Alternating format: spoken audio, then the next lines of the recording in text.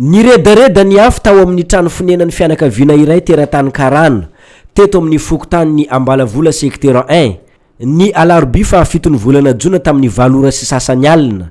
Tao anatin'ny minitra vitsomonja nisehoany izany tranga izany tonga dia nianaka ny afo. Tsy nisy entana voavonjy intsony ny tao anatin'io trano io.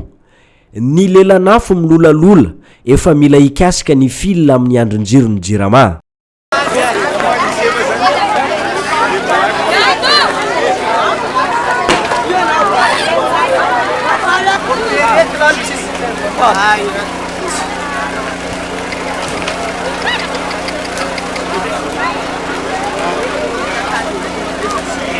Fotoana fohy taorian'izao lozany tranga izao dia rakotra vahoaka ny teny amin'ny manodidina ny toerana nisy an'io trano may io. Ireto farany no nifandrimbona nanao izay ho afany tamin'ny famonoana ny afo, anefa dia tsy nahatohitra ny tanjaky ny afo izany. Vao maika ny anahazovana ny firehetana teto.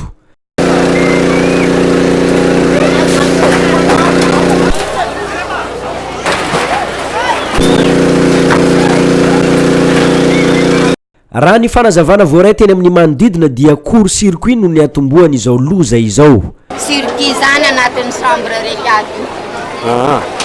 Misy olona hafa manko mipetraka eo dia izy lasa. Dia hoe nisy circuit tao? Dia taiza tompo-trano? Tamin'ny fotoanan'ny ray may taiza reo? Tamin'ny fotoanan'ny ray may re taiza? Tsy haiko hoe izay koa nandeha nivavaka jiaby izay tsy mahay.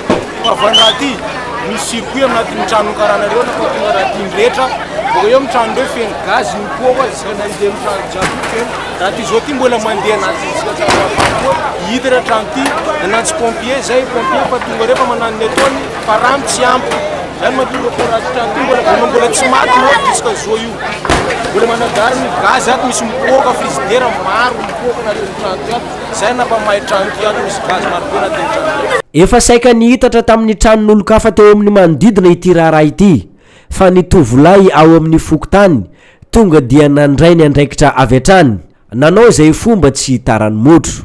Nampimenimenina ny vahoaka teto an-toerana ny fomba fiasan'ny mpamonjy voina izay tonga voalohany teny amin'ilay toerana nisy ny trano may. Minitra maro taorian'izay vao nisy fiara roa hafa ho an'ny mpamonjy voina nanampy tamin'ny famonoana ny afo. Naharitra ora maro vao nifarana tanteraka ny famonoana ny afo teto amin'ny fokotanin'ny Ambalavola secteur 1. Ny polisy pirenena niodiody teny amin'ny manodidina nisan'ity loza ity. Nanao ny fiambenana ialana amin'ny mety fanararotana ataon'olona sasany.